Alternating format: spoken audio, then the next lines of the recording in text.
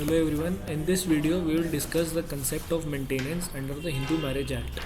Maintenance as a concept when considered from the point of view refers to the kind of financial assistance given to either of the litigating parties on an application made by them and only through an order passed by the court having jurisdiction to do so and upon execution of decree in this regard.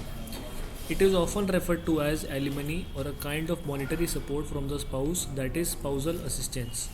Maintenance, on the other hand, is an act of bearing the financial expenses or reducing the burden of the spouse whose burden increases and economical position gets materially challenged on the decree of divorce. Further, the main purpose of granting maintenance is to maintain the standard of living of the spouse equivalent to that of the other spouse and in accordance with the status prior to the separation. It is granted during the proceeding of decree or after the decree of divorce and ceases to exist on the death or remarriage of the alimony holder.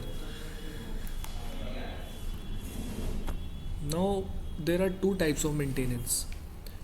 First is temporary maintenance. It is also referred to as maintenance pedant light, which is awarded by the courts during the continuation of proceedings of the divorce. The purpose is to meet the necessary and immediate expenses of the spouse who is a party to the proceedings. On satisfaction, the court may grant it. Section 24 of Hindu Marriage Act 1955 deals with this kind of maintenance.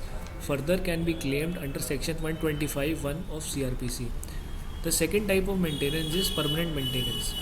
As the term suggests, it refers to the granting of sum on a periodical basis or a continued basis once the proceedings have been disposed of. Section 25 of Hindu Marriage Act 1995 deals with this type of maintenance, and according to this, either of a spouse is entitled to receive it.